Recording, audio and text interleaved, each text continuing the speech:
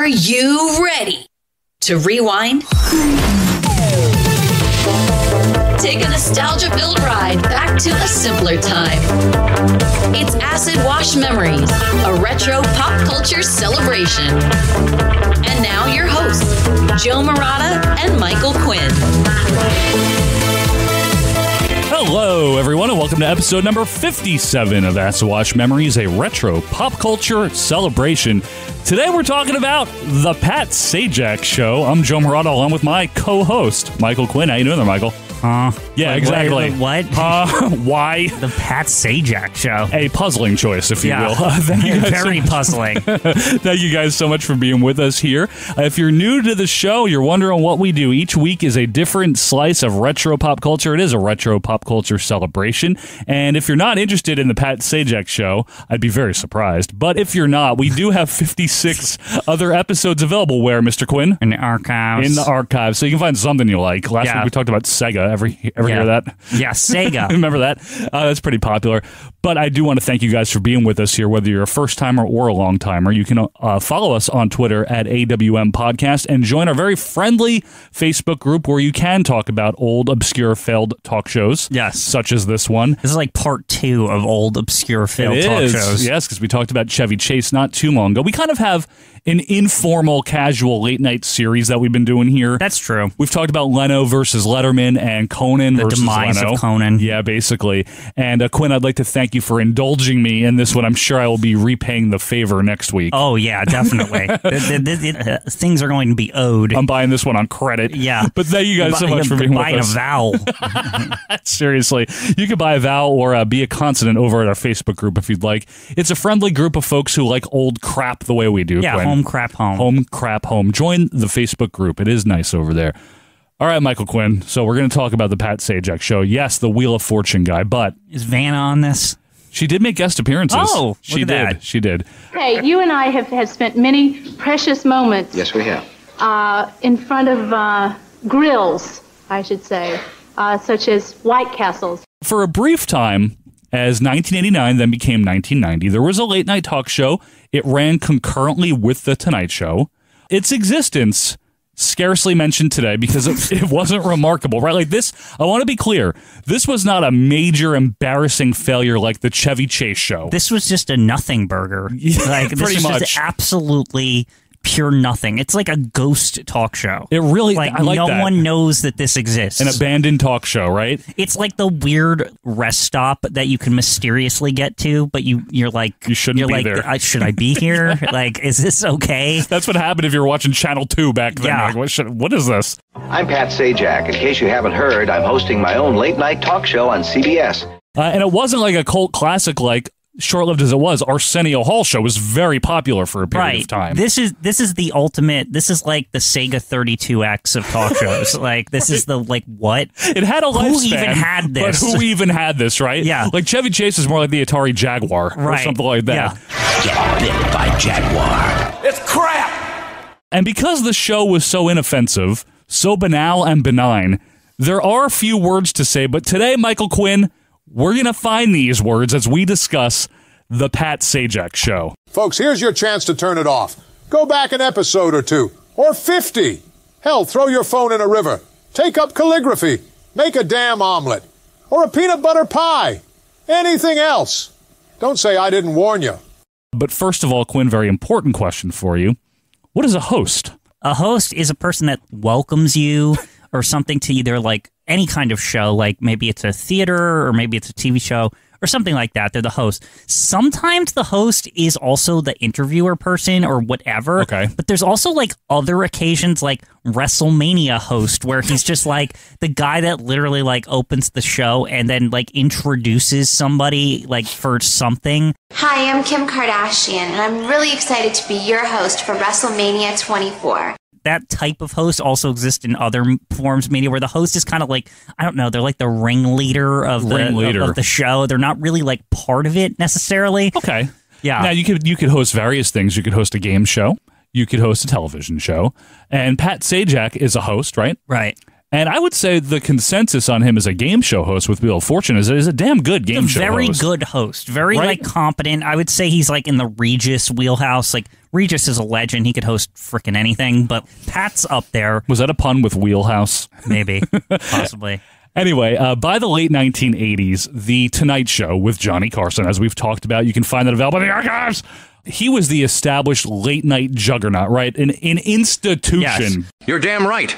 And I am not about to give it up for the idiot that hosts No Whammy or whatever that bullshit is. I feel like that this story is really like an adjunct to the whole like who's going to replace Johnny Carson like big mystery of the late 80s like that in early 90s about like what are we going to do? Like this is all part of the like preparations where like all these people like went into business for themselves basically, let's say. Honestly, and the networks especially. Yeah.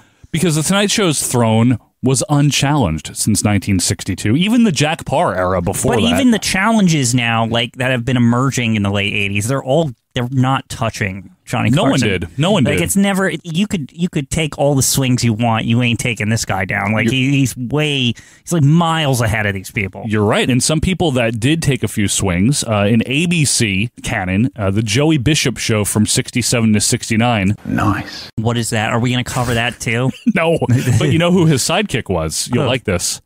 Regis Philbin. Oh, well, they should have just called it the Regis Philbin show. Worked, and right? They actually would have had a chance. Exactly. We walked up Vine Street the other day, and it came to him just like that. You gotta have a jacket, too.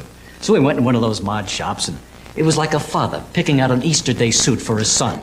Could you imagine later Regis? Oh, my God. Like, I'm talking like post-millionaire fame with his own late night show. He would have actually like drawn. He may have, but I think that would have been short-lived, Quinn. It's Regis. If you're new here, Quinn loves Regis Philbin for reasons I can't explain. You can never doubt Regis. I could doubt him if I wanted to. It's one of the kings of the ABC canon. That I'll give you. Yeah. Some other competitors that went head-to-head with Johnny, most infamously, I'd say, a very large-scale feud even erupted from this, was Fox got into the game with their late show, and of course who they chose to host it was none other than the former guest host for The Tonight Show, Joan Rivers. Yes, this was actually like, I feel like a competent idea. Yeah, she was a very popular guest host for Carson. Don Johnson came, isn't that nice? Yeah. Looking very great, he had a very sexy stubble, and so did Madonna. And then, What was this period of time where there was like a guest host like once or twice a week? Once a week. Yeah, it was like a lot, right? He had once a week, and then there was also like a best of Carson on another day, so he worked 3 days a week at that point. Right, and like Joan Rivers became so regular that like it was like, why not? Well, no one's going to really notice. Yeah, like, people loved her. She was great. So she had her show from 86 to 88, and it didn't do that well. Fox also, you got to remember, was a brand new network in 86. I feel like that played into it a bit, right? Yeah. It wasn't just like, because I feel like if Joan Rivers was maybe on CBS or something, maybe she would have had like kind of a chance. I think so too. It didn't help matters that it was Fox. Another one that tried in the syndication realm was the much ballyhooed Thick of the Night by Alan Thicke, of course. Jason Seaver himself. Yeah, that seems unnecessary. Like, that just, no. It lasted a year. And plugging in now, the Red Hot Chili Peppers. David Navarro. But CBS hadn't given it a try in the late night realm since the Merv Griffin show, the nighttime one, from 1969 to 72.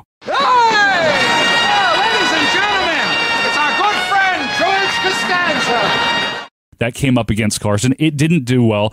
Bottom line is no one could force the king of late night to abdicate his throne. It wasn't happening, okay? And that's an important plot point here. But CBS, undaunted, nearly 20 years after that last foray with the Merv Griffin show, they decided to try their hand again. And who would answer CBS's call? Who could take CBS, Quinn, from a pretender to a contender? What untapped, yet-to-be-discovered talent could wage a formidable war in the late night realm? What about the Wheel of Fortune guy? What? Exactly. I'm told this was an especially glamorous part of the city in its early days when dandies would march around in their diamond stick pins and their spats. I'm not sure how you became a dandy, actually. I think it was an elective office or something like that. I'm not really sure. It feels so unexpected. It really feels so uncalled for. I feel like the viewers are just confused by the concept of this, right? Everything about this was confusing. So You guys know, if you've ever watched Wheel of Fortune, you know Pat Sajak. Mm-hmm. And like we said, he's a very good game show host. We like Pat Sajak. That's I the think thing. he's great. Yeah. I don't even want to not like Pat Right. Sajak. Pat Sajak's awesome. This isn't Chevy Chase where I have no problem making fun of the guy. Yeah, Chevy Chase was a jerk. He was an asshole. Nobody, people wanted to see him fail. I'm sorry. They kind of did. But Pat, it almost feels like, even though, like, obviously he signed on for it or whatever. Yes, of course. Like, you feel in your heart that he's being tricked or, like, deceived. Misled or something. Yeah, it's like, why are they doing dirty to Pat? Like, this is messed up. It is like, messed right? up. I guess we'll talk about Pat. They'll give you a little background.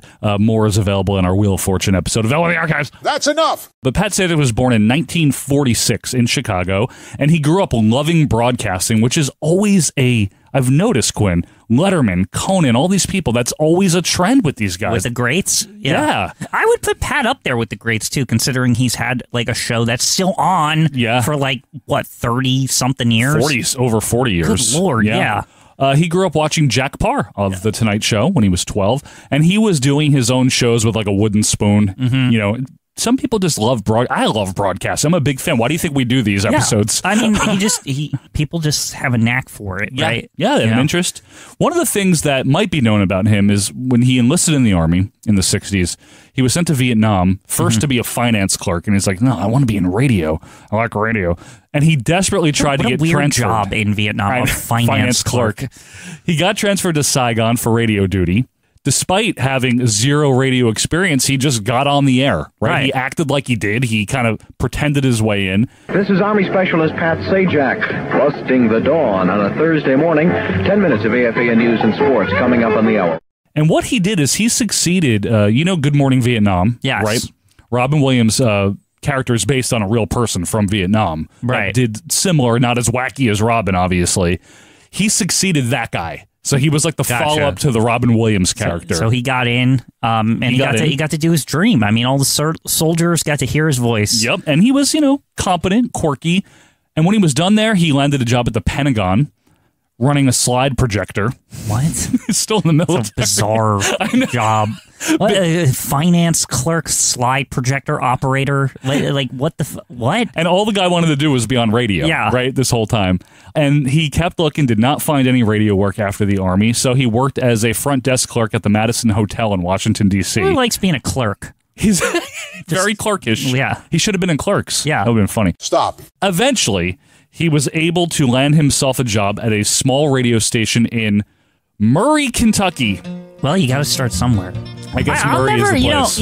I'll never for like somebody who wants to broadcast and stuff, I will never crap on like where they start. Oh no, because, no, like, I'm being funny. Yeah, ha ha ha. This is the kind of position where it's like there's only so many.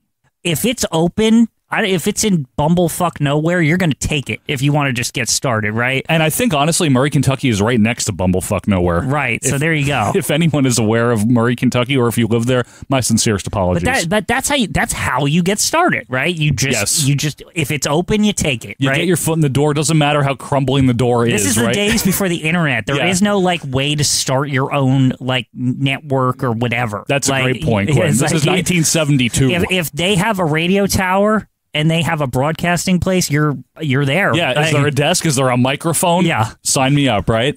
So while he's there, he was looking for work in the nearest big city, which was Nashville, Tennessee. Okay.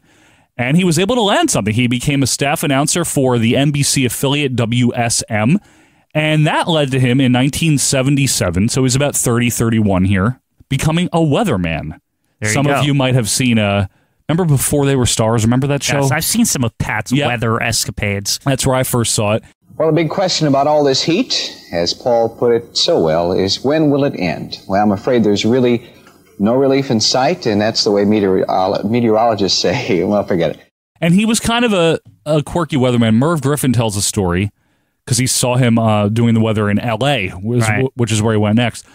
Pat would just do things for his own amusement. Like he did one with a bandage, right? Yeah, a bandage on one side, and then they went to commercial, and the bandage on the other side. And Murph thought this was real funny. Yeah, Murph's like, "Oh, it's good," but like nobody noticed it on the show. It was like very like deadpan, like not mentioned. And that is that's indicative of Pat Sajak's understated style of humor, because he is.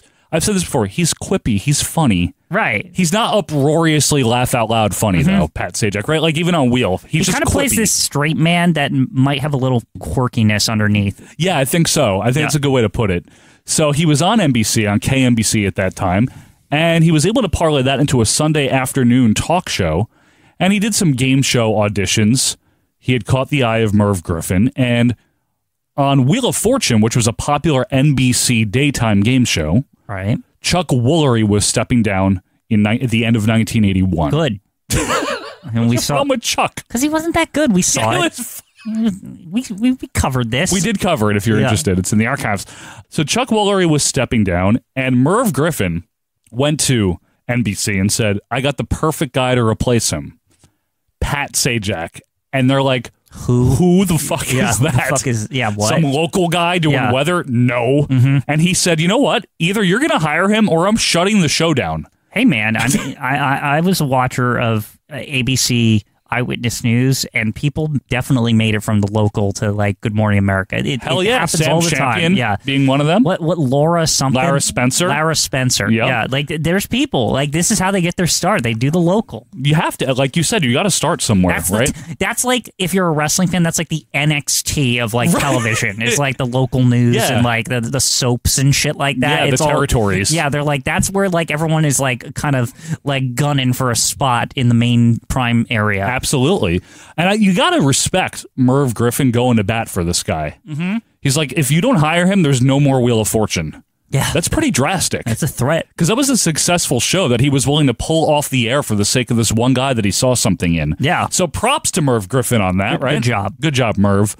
And as you might know, if you've seen the clips, the transition was pretty smooth. He came on, he acted like he'd been doing it forever. Yep. Please do not adjust your sets at home. Chuck Woolery has not shrunk. A lot of people are playing with a vertical hold right now. As Jack mentioned, my name is Pat Sajak, and I've been fortunate enough to wander onto the set of a very successful program, has been for a long time. And he took over Wheel of Fortune at the end of 81, and about a year later, he was joined by Vanna White as the new hostess. And essentially the rest was history. They went gangbusters. Like Wheel of Fortune became like super popular, daytime, nighttime. Everyone like Vanna gets like an intro at the beginning because everyone's just like, yeah, Vanna. We're here for Vanna. Vanna. Yeah. But Pat Sajak was weirdly like, I feel like as a viewer, yeah, Vanna was the draw. Pat Sajak was like your kind of like friendly, like he's just there on the side and you kind of like it would be weird without him kind of thing. Well, yeah, I think one of the reasons I think why Pat was so good here is he was anything but the typical parody of a game show host. You know how they always have the dyed black hair and first names like Wink? Wink?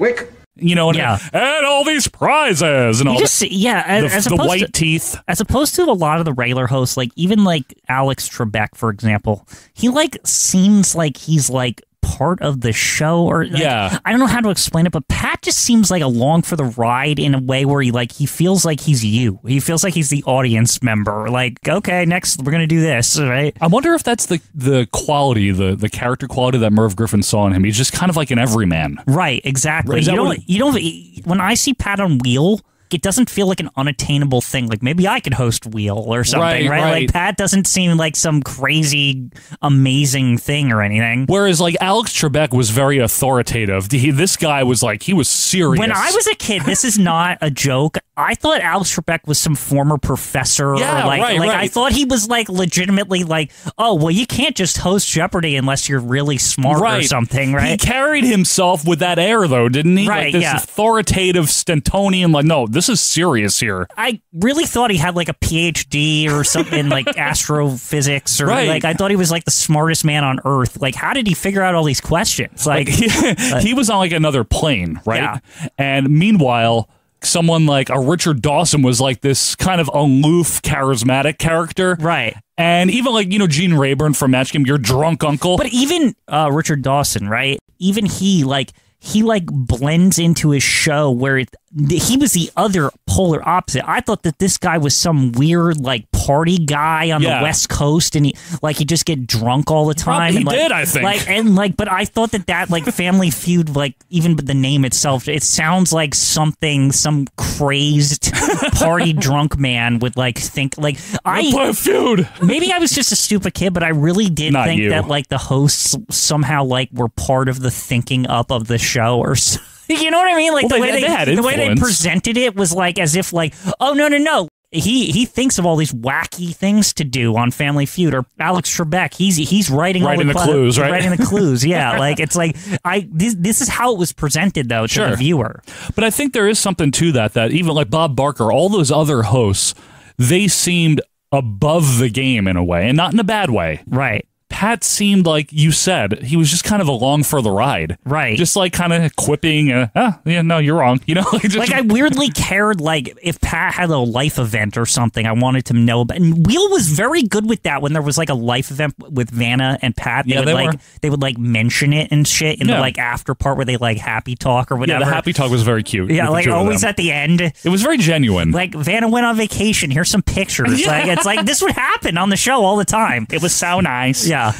So the success of the daytime version was parlayed into the even more successful syndicated nighttime, which began in '83, and they hosted both, right? So you got Sajak in the day and Sajak at night. Welcome back to Wheel of Fortune. I'm Candace Bergen. It's worth mentioning that the syndicated version, that's the one that's still on today, the nighttime, that was the most successful show in syndication history at that point. Right, before Star Trek, obviously. Yeah, but and Baywatch. But think about that. Yeah. That's how big this game show was. This dinky little spin a wheel and yell letters. Like we said in the Wheel episode, it's very easy to play along at home, and the hosts are good. Yeah. It's kind of the perfect storm, right? It makes sense that it was highly rated. Yeah, definitely. And I think that as you get closer to 1989, maybe you can start to see CBS's logic, because this is a guy who was already familiar to people twice a day. People knew who he was. 5 days a week. Yeah, literally on your screen 10 times a week. The other thing is that this is the point in the show's history, Wheel's history. Yep.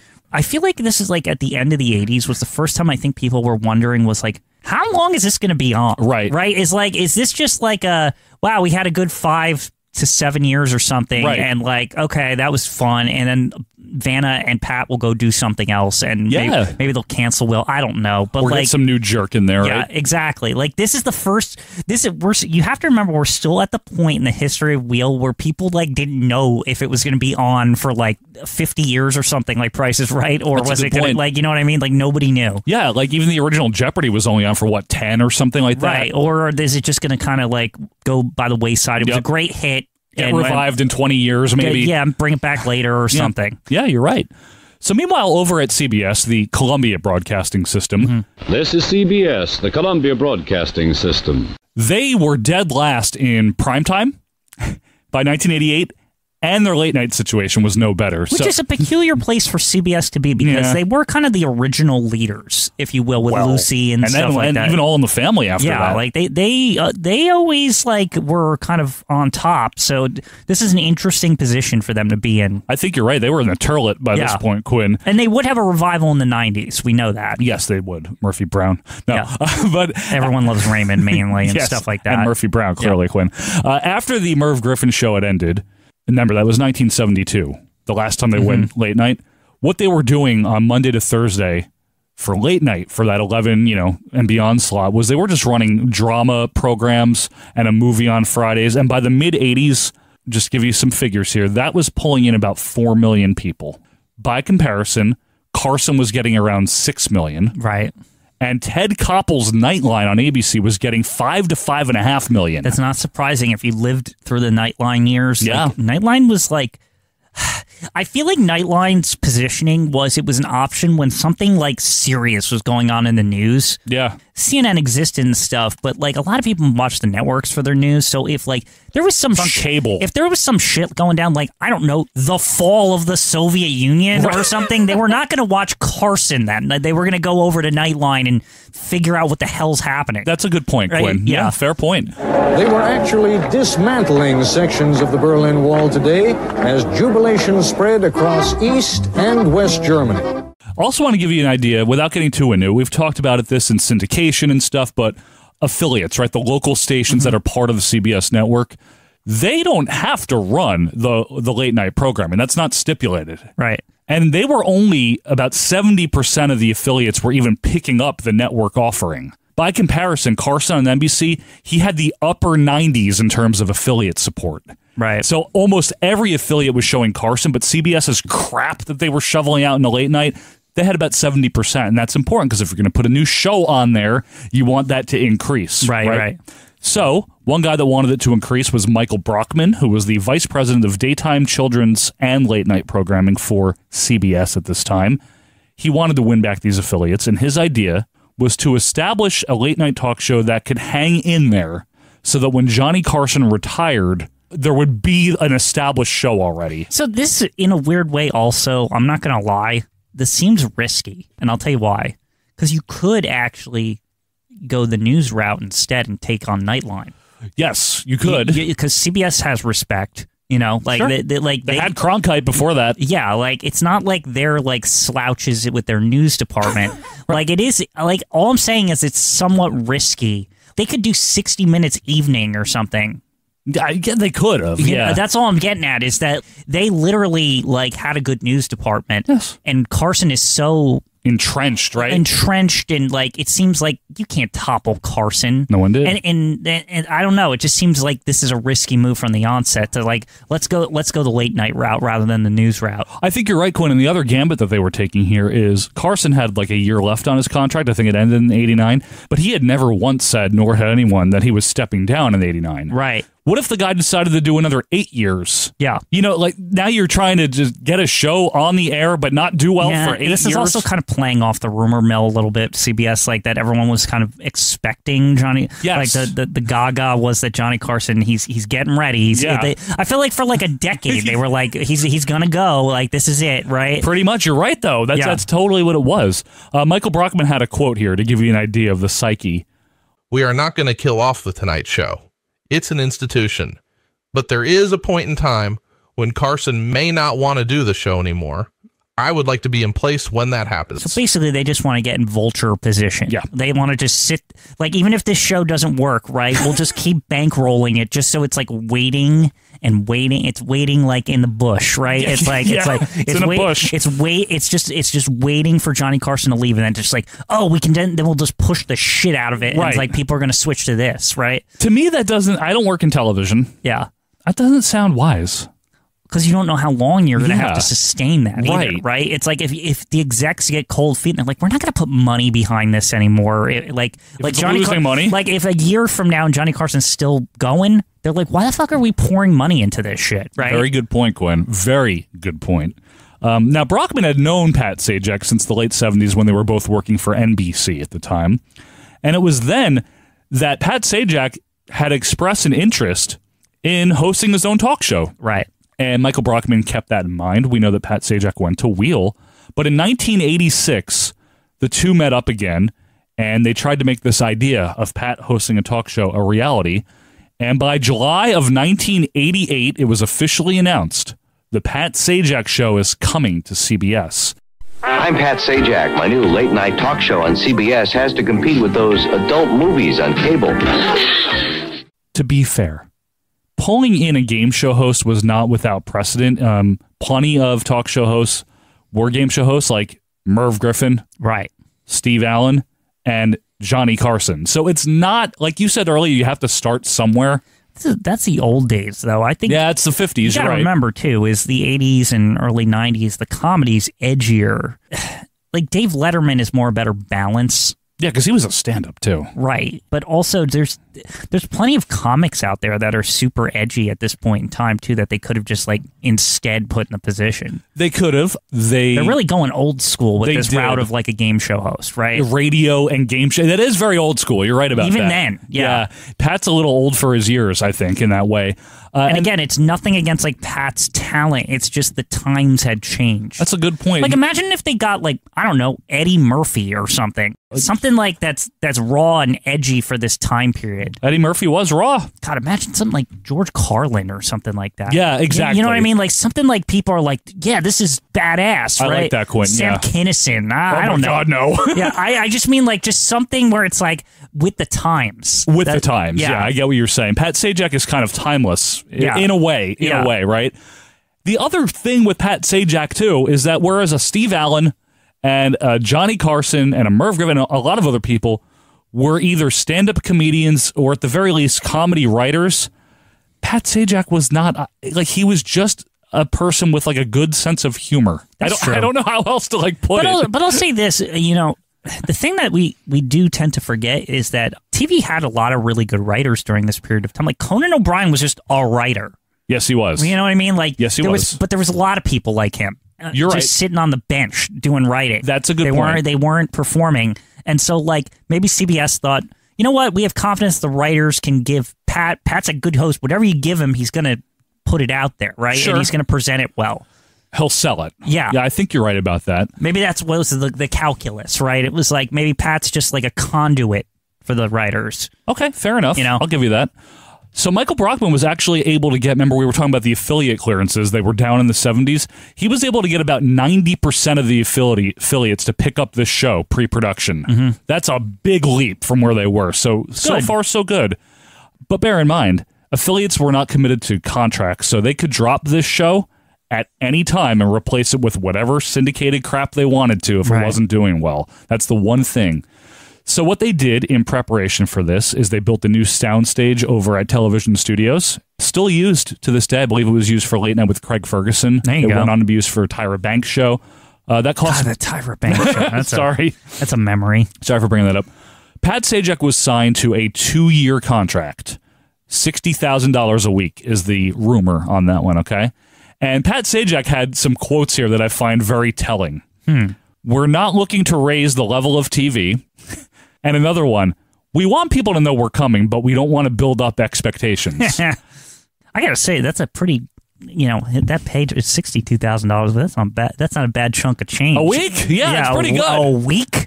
But most Americans make in a year. Yeah, I know. Now, what do you think, though? Are those comments... You know how like Chevy Chase, we were making fun of him because like he was like, I don't know what to do. Like I don't know how this show is going to go. Yeah, you know what I'm already noticing is like there seems to be, I don't know, preparation that's actually like competent. Not let's just throw a bunch of money and buy a studio and like and not really communicate with the host or anything. Right. Like God, the Chevy Chase show is such a disaster in comparison to this. Yeah, so far so good, right? Yeah. And Pat, I think, is trying to buoy, if you will, these expectations by saying, look, don't expect too much from me, basically. But that's in line with the whole, like, let's just make this and hope Johnny Carson retires big. Right. It's like... Now, do you think that that's a safe approach?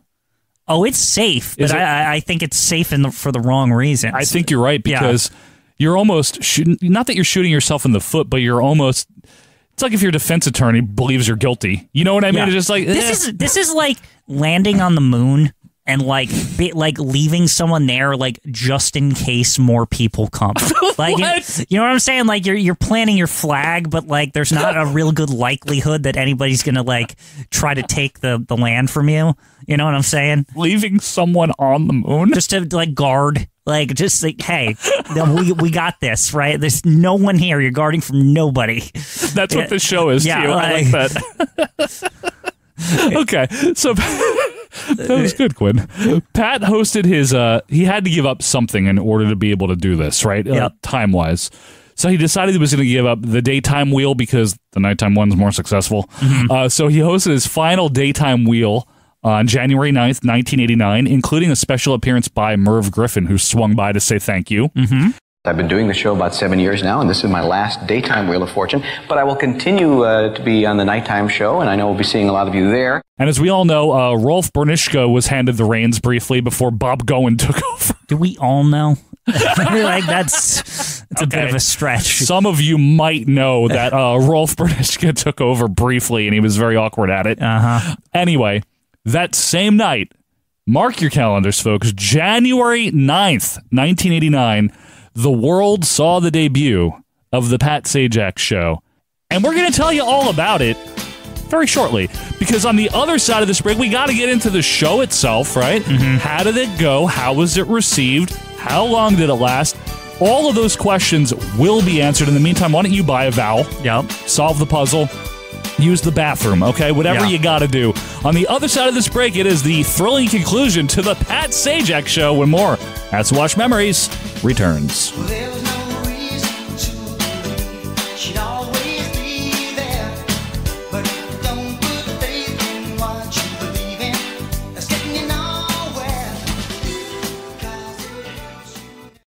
He's modest. Boy, is that applause all for me, or is Heather Lochner standing behind me? Tell the truth. He's honest. I'm rather moved by that. Were you moved by that? I've never seen a man dance with himself quite so much. before. Yeah. I thought maybe you were going to try to get yourself drunk and take yourself home. He's Mr. Song and Dance. I'd like to do a little song for him. Left a good job in the city. He's a perfect host. I look like Jack the Ripper next to you. Come on. He's Pat Sajak. Hi, I'm Arsenio Hall. Arsenio, sit down. Ma, just watch. And I'm here to tell you about the start of a brand new late-night talk show. Arsenio, do you have to wear that dumb earring? Ma, do you have to be in my commercial? Tune in January 3rd for the premiere of the Arsenio Hall Show. I'll have big stars, I'll have great music. And he's going to be dressed in a brand new suit. Coming to WPTT, Pittsburgh 22. Tonight, the laughs start with Johnny and his guests, comedian Paul Reiser and lovable Jason Bateman. Then, on Late Night, Eric Dickerson sings and Tom Jones carries a pig. Or is it Eric Dickerson runs and Tom Jones carries a tune? Whatever. It's a show not to be missed. Dave and the Gang, tonight. Ma'am, so what do you think of Wendy's new chicken parmesan sandwich? Autentico, la mia ricetta. Mama says it tastes like hers, too much like hers. Chi ha rubato la mia ricetta? No, Mama, nobody stole your recipe. No, è mia sorella Antonetta. I wasn't your sister Antonetta.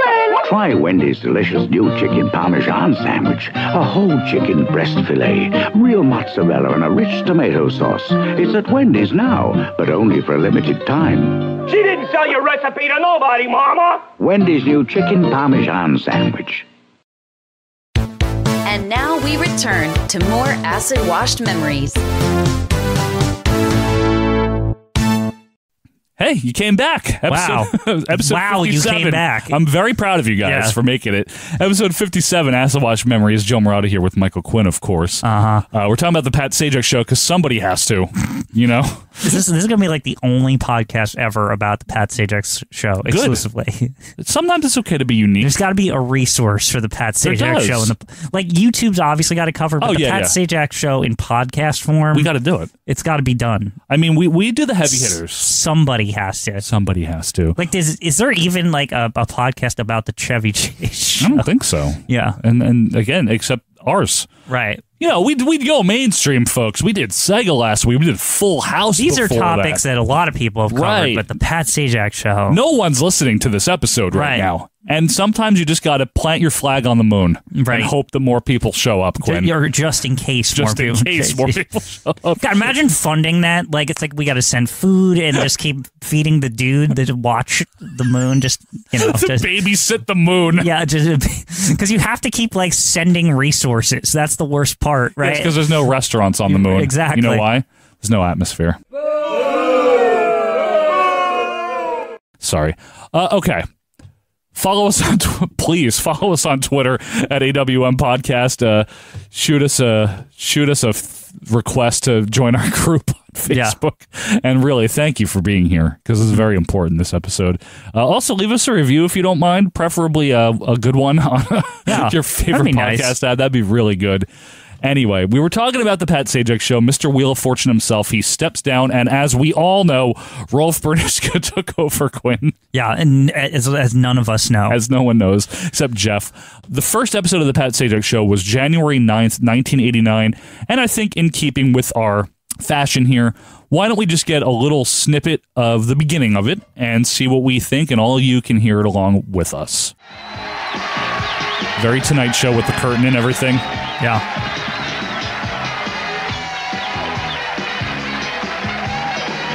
He looks peppy for it. He does that rotating stage. I like that. You like it? I mean, that's snazzy, right? It's snaz. All right, let's I see. don't like Pat's hair here. It's poor. Yeah. Let's get some jokes, Pat. What do you got for us? Yeah. Cut it out. This ovation's a little overdone Very here. well trained. Thank you very much. Boy, now that I've got you all here, I'd like to talk to you about something called Herbalife, if I may. That's pretty good. No, not really. Thank you. That was a tremendous reception, and it fills me with the energy I need because I didn't sleep well last night. A lot of anxiety about the new show, and as if that weren't enough, I had a really weird dream. Would you like to hear about it by any chance? Sure. Yeah! Let's hear about it. Hoot, hoot, hoot, hoot. What are they going to say? No, say Jack? You know how Time Magazine names their Man of the Year every year, and if you saw the issue a couple of weeks ago, they named Earth as Planet of the Year. And the dream I had was that Earth was being disqualified for being the home of Morton Downey Jr., so they had to take the award away from He can do things. Very He's not interesting day today, horrible. all He can day, deliver. as, we were getting planned and getting ready for this. I got a call this afternoon in my office from none other than President Reagan, who wished me very good luck in the Super Bowl. Gonna need it. And I, In the Super Bowl. That was funny. I'll give him that. Yeah, he's all right. Like, again, it's not good, but it's not bad. It's just kind of there. Especially like for someone that's not a stand-up comedian, Right, yeah. He delivered the monologue well. But this is what I mean about just good hosts. Look who's on this, Chevy Chase, Yes, so future host himself. Chevy Chase was his guest, along with Joan Van Ark, the Judds, Peter Ueberroth, who was the outgoing commissioner of Major League Baseball, Michael Gross, the dad from Family Ties, and then finally a stand-up performance by a comedian named Dennis Wolfberg. Does that sound like a lot to you? Yes. I'll tell you why. This was a 90-minute show. What? Yes. Who's watching all of that? It's a lot for somebody I've never seen a show about. So let's just be clear here. 90-minute talk show. Now, The Tonight Show had cut back to an hour like in the 60s or something like that. Even they knew. Or the It was like, 70s. Nobody's even up anymore by that point. Like, what are you doing? Yeah. But I got to tell you, the critical reception was warm enough, right? It wasn't scathing reviews or anything like that for the first episode in the first week. But that seems so... That makes sense, right? Because here's the thing again. You watch even a couple of minutes of that or a couple of seconds, whatever. He seems welcoming. He seems like, hey, this isn't that bad. The water's fine. Like right. We can come and enjoy this, right? Come sit on the moon with me. Yeah, come sit on the moon with me. Nobody else is here, but like, it really doesn't seem like it should be that bad. But the other problem is it doesn't seem great or anything. Right. It's not like the crowd's like pissing their pants because it's so funny and they're like they can't get enough of this shit, right? Like, right. And the critics weren't pissing their pants either. But it wasn't like, remember we watched Chevy's first monologue and it's like, dude, where are you? Like, well, Chevy Chase is on the moon. Like, he's actually on the moon. That's why he's on this show, obviously. Pat's just metaphorically on the moon. Like, Chevy Chase is there. God, remember his monologue? He's like, I'm nervous. I'm excited. Yeah. What are you doing? I don't know why you are here. Didn't you do live TV on NBC? Like, how do you not pull that off? I don't know. Anywho, the ratings. Now, this probably won't surprise you, Quinn, but maybe it'll surprise some people. For the first episode, 6.2, a whole point higher than The Tonight Show. Does that surprise you? It doesn't, just because of people's curiosity. Correct. They probably saw the hyping it up and stuff, and they were like, let's go check this out. And then they probably just switch back to Carson the next night. Because, again, it doesn't blow you away. No. It's just kind of like, hey, this is Johnny Carson just with a different guy. Yeah, just a totally different guy. And no Ed McMahon, Right. It's a little uncomfortable, but it's not bad. Well, the following week, that's right, the second week of the show, the ratings were down in the 3s. Okay. Again, makes sense. Makes sense. Everything's tracking here, right? Everything's tracking. This is why we planted our flag on the moon. The first night, everyone's like, wow, there's a dude on the moon.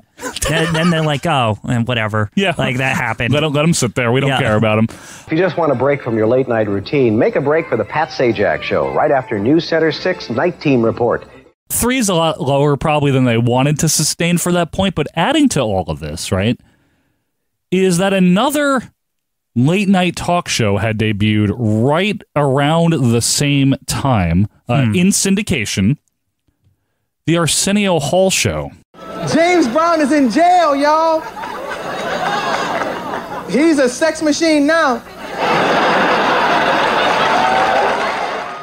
And I'll tell you what, that in syndication thing, that feels almost like haunting in a way, because remember how you were mentioning that like 90% or something? Yeah. And how they could go put any syndicated crap on instead. Including this. That means if Arsenio's syndicated, he can just fill the slot instead. Yeah. Yeah, he actually could. He's an option. If they wanted to put Arsenio on in Pat Sajak's slot, they could. Mm-hmm. Yes.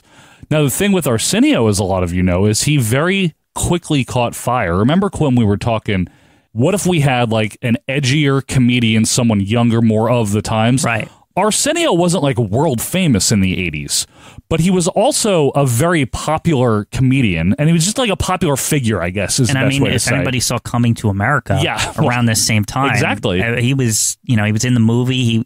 He was Eddie Murphy's like sidekick in the movie, but he definitely had funny scenes, and like people knew who he was. He was he was kind of the straight man in that movie, telling the prince like, hey, like, what the hell are you doing here? Exactly. Right. And not only that, he had experience hosting a late night talk show because he was one of the guest hosts for Fox's show when Joan Rivers left. Right. So they got him a show, which became popular for about, really popular for about 3 years until like 92-ish, right? It had like a brief, real surge of popularity. I kind of find it kind of just weird in general that Arsenio didn't last, because he just seemed to have it. He did. I mean, his show people loved his show. It's always a weird artifact that Arsenio didn't like make it long term. Yeah, you're right. And here's, you know what, one of the issues here too, Quinn, with this whole thing is we were talking about how the Pat Sajak show is basically just the Tonight Show, but with a different guy.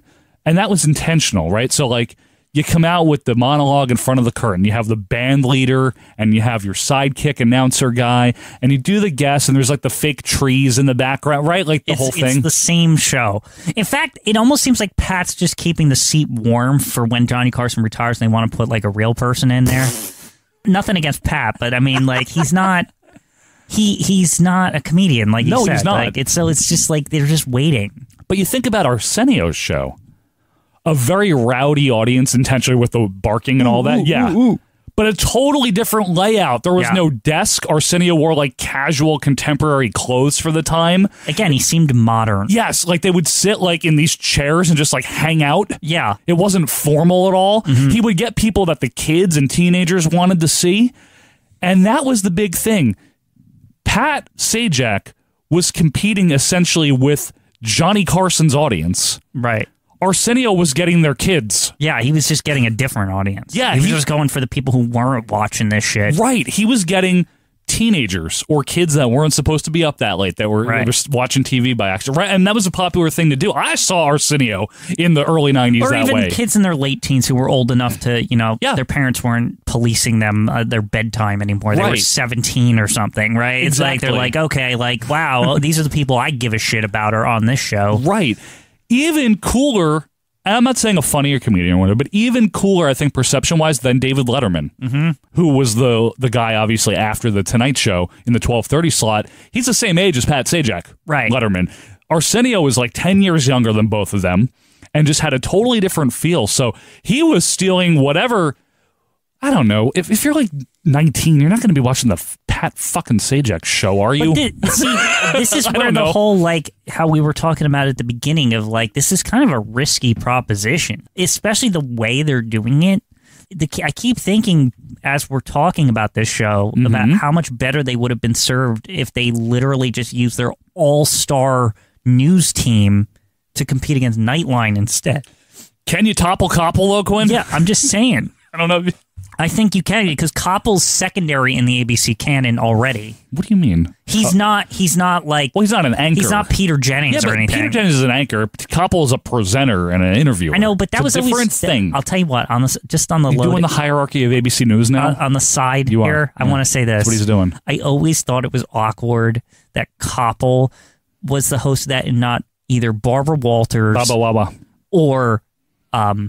Peter Jennings. Because they did other things, 2020 and all that. Nightline was Koppel's show, man. That's what I mean. Koppel, it's no wonder that when Nightline kind of like fizzled out or whatever, like, or that Koppel just left and you never heard from him again. He retired. I just...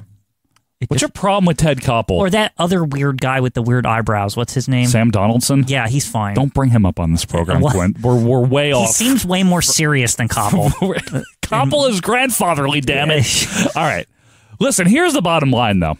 This is a very interesting question to ask, right? If Pat Sajak is doing The Tonight Show, essentially, but The Tonight Show is still on, why wouldn't you just watch The Tonight Show? Well, that's what people did. Right. Yeah.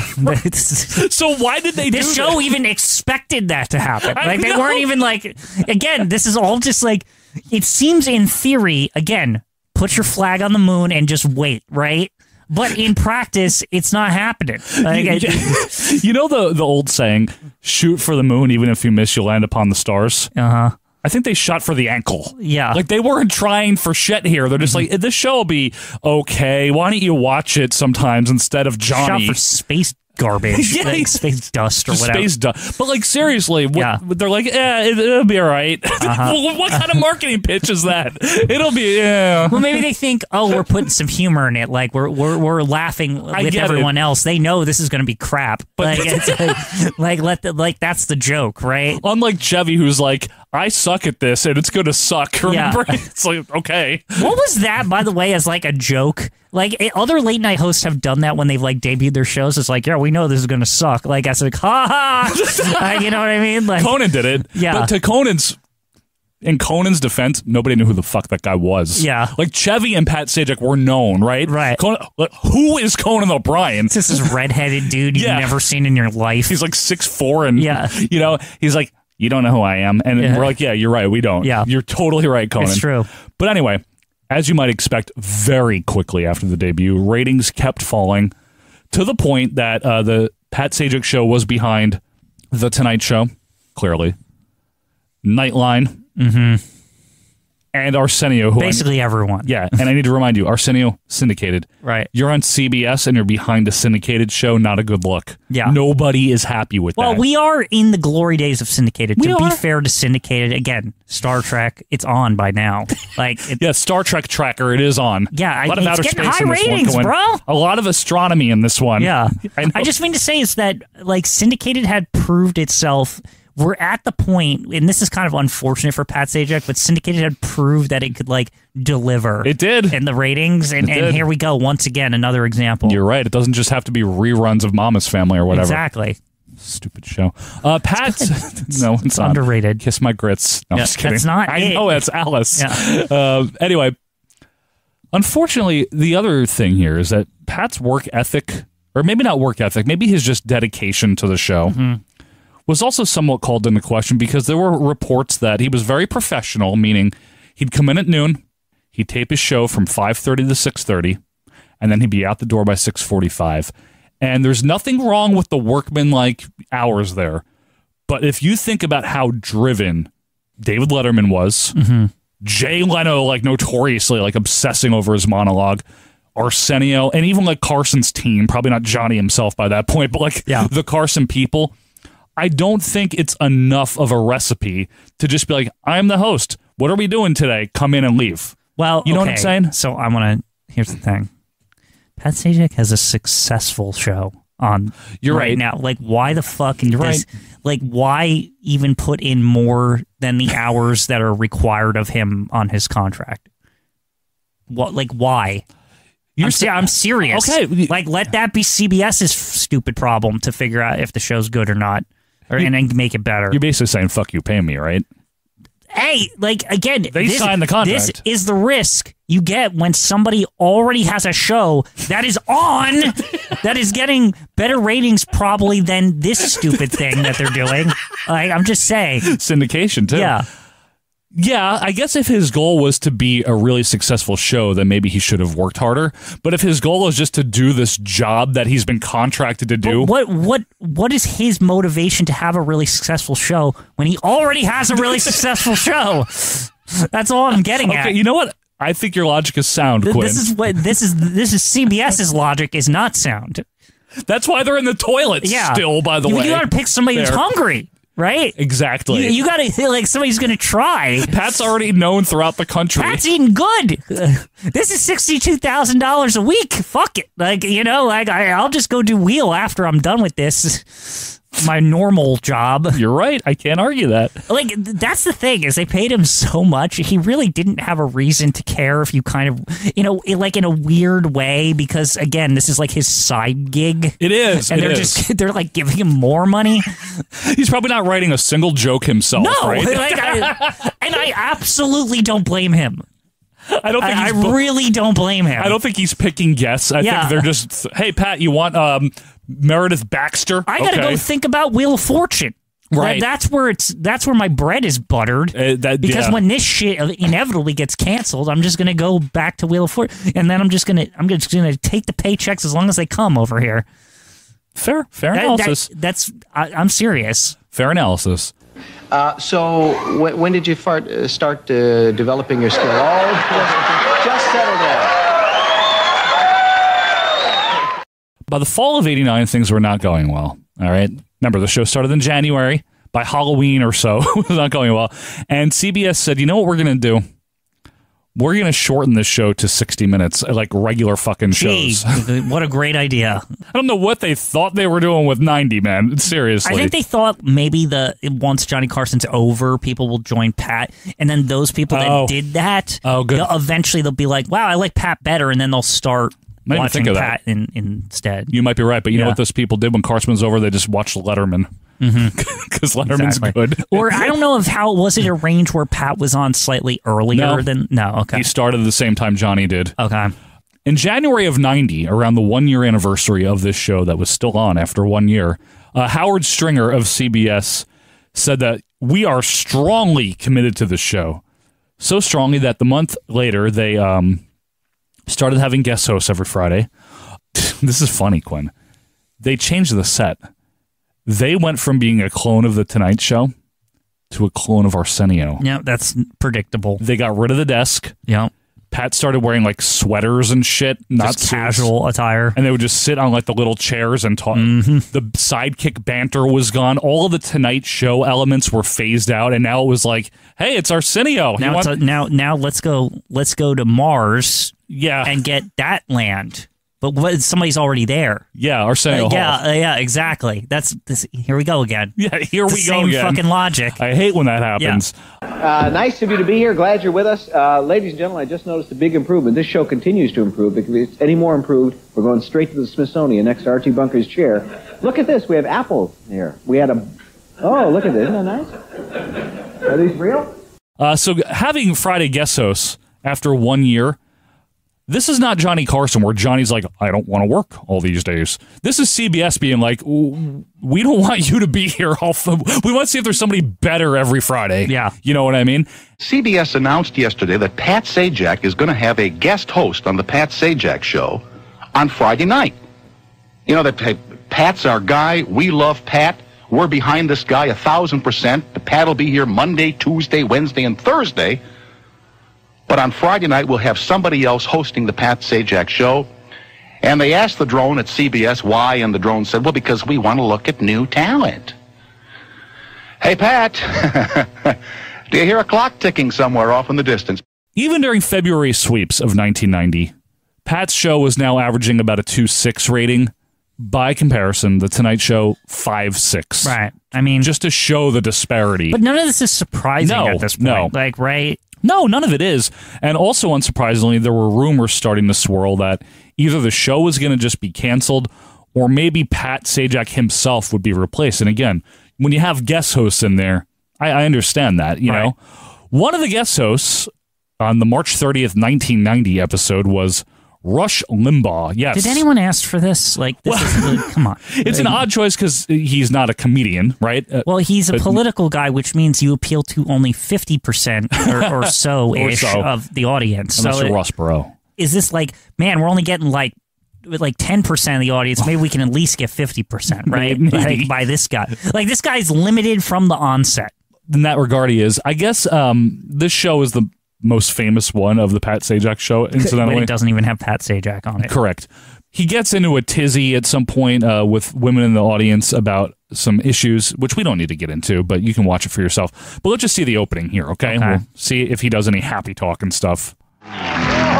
He's so young here. Thank you. He's still very big. Those of you at home, not everyone stood up That was funny. Yet they were applauding, That so desk we're looks halfway really there. small compared to him. Greetings, ladies and gentlemen. Welcome to the saying. Pat Sajak Show. My name is Rush Limbaugh. It's R-U-S-H. It's in a hurry. L-I-M as in maternity, B-A-U-G-H. Who am I? What you just saw was true. I am. It's not even close. The most listened to radio talk show host in America after being on the air on a national Mike show Francesa? for only 20 months. Is this an accident? No. Is it the result of strategic planning? Yes. All right, enough. Why with does the audience feel like uneasy? They don't know what to expect. the scared laugh. Like he might come out there and yell at them or Like something. this guy sounds like he's giving me a lecture on like I am good because I tried or something. It was a little Francesa-esque. Yeah. Well, wait a second. I got the highest rated show. Okay, check the numbers. All right? Can I just say, like, what do you do for a living, in huh? broadcasting in general, I never want to hear the host say as a like a brag that I have the highest rated. Like it's so obnoxious. What do like, you do for a living, huh? Yeah, What do you I do? hate it. Okay, Like, you know how much I get paid? yeah, Okay. now I want to turn it off so you have one less rating. Wait a second. By the way, incidentally, you are listening to the highest rated Pat Sajak Show recap podcast Right, episode yeah, of all and time. please, we're good. We tried. Or Yeah, we tried so something. hard. Okay, first of all, that doesn't even sound like me. And wait a second. Who are Joe Marauder and Michelle Quinn?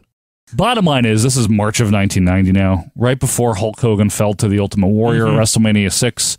Well, in various other news. Yes, and speaking of and speaking of space, the ratings, no matter how you slice it, guest host or no guest host, Arsenio clone, Tonight Show clone, they were not justifiable for this existing anymore by this point. Yeah. As we entered the spring of 1990, they just weren't. They might as well have gotten like Morton Downey Jr. to guest host too. He was a guest on the show. And people might think we're kidding around here, but you're in films now. You're in films. Yes, out here right now, as a matter of fact, doing Predator 2. I assume you play the title role. No. Wrong. No. I'll give Pat Sajak this.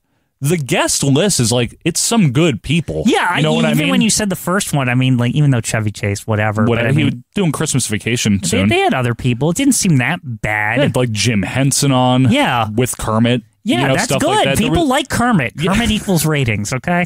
And things are going terrific. Now you're on a new primetime television show. It's kind of I think that's kind of a breakthrough, don't you? Well, I guess it is, but actually we frogs sort of think of it as just the beginning. Yeah. Well, so you've got more shows with frogs coming up? Yeah, I've been working on a few of them. Yeah. Hi ho, Pat Sajak. Why do you have the show?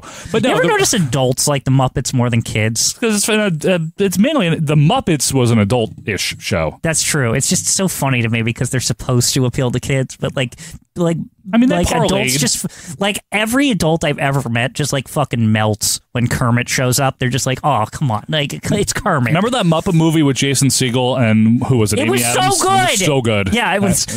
That was when I had my adult Muppet moment. I was with you. Yeah, I was just like, this is amazing. It was a great film. Look at how good this is. Look how pleasant. Like it's just like come hang out with us. The Muppets are here. Very earnest. Yeah. Right? The performances are very earnest The in like that one. jokes about how their like telethon just has crap ratings Yeah, and yeah. they're like all self-deprecating. It's true. Speaking of crap ratings, CBS announced on April 9th, 1990, the Ultimate Warrior is now the champion in other news, that we are canceling the Pat Sajak Show. The final show will be airing April 13th. To no one's surprise. No. And the other funny thing here, and this is very fitting. Pat Sajak was on an already planned vacation in Europe. Which I'm sure the pictures were nice on Wheel. Well, I'm sure they were. Yeah. Right? In the Happy Talk with Vanna. Yeah. So his guest host, this is just perfect. The final episode of the Pat Sajak Show was hosted by a guest host. Of course it was. Paul Rodriguez, who was a comedian. I don't know if you heard of him. Actor. Did he ever make it? Not huge, no, but he's somewhat notable. So he hosted on April 13th, 1990, the final Pat Sajak Show. And that was it. CBS went back to putting drama crap and syndicated, whatever. I don't blame them. Yeah. Honestly, it's going to get the same ratings with less production. Pretty much. Incidentally, though, what's interesting about the failure of the Pat Sajak Show, and as we mentioned, not a colossal one or an embarrassing one like the 5-week-long Chevy Chase show. Right. Like that shit's embarrassing. Yeah, what's so weird is just it's competent. Yes, it's fine. Yeah. Even Pat said, like, the problem was people didn't want to watch it. Yeah, that's it. We weren't doing a show that people wanted to see. Yeah. It wasn't really him as the host. He's fine. Yeah. But, like, why am I watching this? Welcome to the big show. It's a nice desk. Yeah, that's a good desk. I used to have my own desk. Yeah, well, they come, they go. Yeah. And can't even people went through the effort of like talking shit about his work ethic, like as if that was like, no offense, as if that was going to change the situation. Okay, well, like if he tried harder, they were going to beat Johnny Carson. Yeah, like, that's fair. Come Quinn. on. I also don't think that was not even like that. And maybe that Pat's the real smart one here. He realized it before all he all milked them the did. system. Yeah. Man. I guess you're right, though. I mean, like him or not, Pat Sajak's a competent fellow, seems like an easygoing person for the most part, quirky sense of humor. He was not going to be the guy to take over the late night jurisdiction after Carson stepped down. He just never was.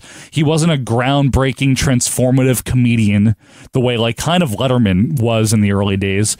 He didn't have the work ethic of Jay Leno to like, I'm going to ensure that my show is good. You know Also, what I mean? Why did they call it the Pat Sajak show and not like the evening, something Tonight related? I don't know.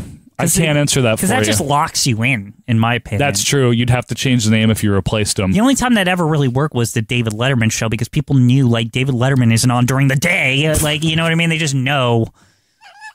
And it was late night with David Letterman, night, yeah. Even then. And then the Late Show. The failure of the show, though, is what led Rod Perth of CBS to speak with a lady named Helen Kushnick, who was Jay Leno's manager, and CBS offered Jay Leno that huge deal for a late night show against Johnny, which led to Jay saying no. Which led to the movie The Late Show. It did. Good movie. Or The Late Shift or whatever.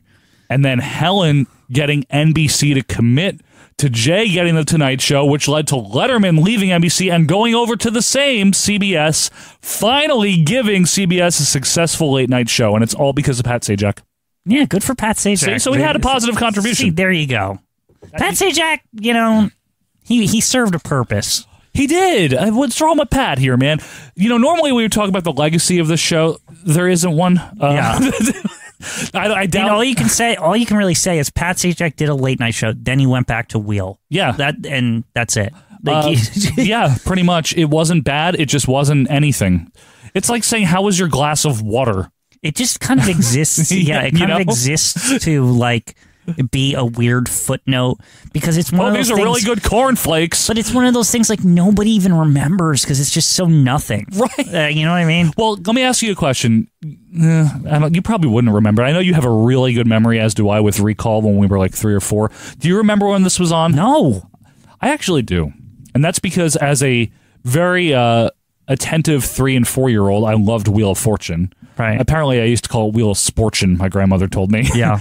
Because, you're attracted to the big wheel and Vanna and the dresses and all that, right? Yeah, but this is not that. No, This is a boring, right. We're going to talk for 2 hours. You're correct, but I do remember, listen to me here, Sonny, I do remember turning on the daytime version, and I was like, who's Bob Goen? And I remember, I think it was my mom or maybe my grandfather said, well, he's the host now because Pat Sajak hosts a show at night. Well, there you have it. That's probably most of your recall of this is simply not the show itself. Not the show. Just that your mom said he left to do this other thing. And bear in mind, Bob Goen era, so it's after Rolf Bernuschke, who, as we all know, is the one that took over for Pat. Yeah, everyone knows that. Anyway, why did we do this? I feel like our lives here on this show wouldn't be complete in this little late night occasional canon that we have without mentioning the most inoffensive, like boring but not bad talk show thus far, right? But I feel like to complete the circle, Joe, maybe I'm getting ahead of myself no, please here, complete but it. Shouldn't we be talking about Arsenio? Well, yeah, we will. Yeah, I mean, eventually, we will. Don't worry. We have to. Just saying, we have Pat's to. like extra nothing in this situation. But it's so funny that it's even Joan Rivers was more like interesting. Yeah, than the this. story there is more interesting. The Chevy Chase one is just funny to make fun of because it's so shitty. Yeah. Horrible. Terrible. Pat's is just like, I'm going to do this show. It won't be that good. It'll be okay. It's I think that and I think that's almost like a good like conclusion to this is that it's a show that was designed to just be okay. Like, and that's it. And it like, certainly and was. it was okay. It succeeded. To that end. If you think. If you really think for a second, it succeeded as its objective as being just an okay thing. Yeah, I think so. Like, it's not offensive. It's just there. I think you're right. And listen, folks, if you did, because we got people older, if you did watch the Pat Sajak show, or if you remember when it was announced and you're like, why the hell does this guy have a talk show? We want to hear. Yes, we want to hear your Pat Sajak show memories. Right. If there are any. Do those exist? Then maybe on the moon, Michael. Yeah. Thank you for coming to our astronomy lesson as well as this recap. I love that metaphor went through like the whole thing. It's very good, Quinn. Give you all the credit in the world there. Good broadcasting. And we also caught you up on the WWF title scene from April of 1990, so there's always Which that. was a way more interesting thing than this. I would agree with you. But folks, one way or another, we certainly do appreciate you being with us here. Be sure to follow us on Twitter at AWM Podcast. Join our Facebook group and please leave us a nice little review if you don't mind. Next week, we'll be back for something completely different, and it's Quinn's Pick. I'm paying my price next week. So we'll see what we got in store. Until that time, thank you so much for being with us here. We'll see you next week for more Acid Wash Memories. See ya. Like what you heard? Be sure to leave a review and subscribe on your favorite podcast app. We will see you next week.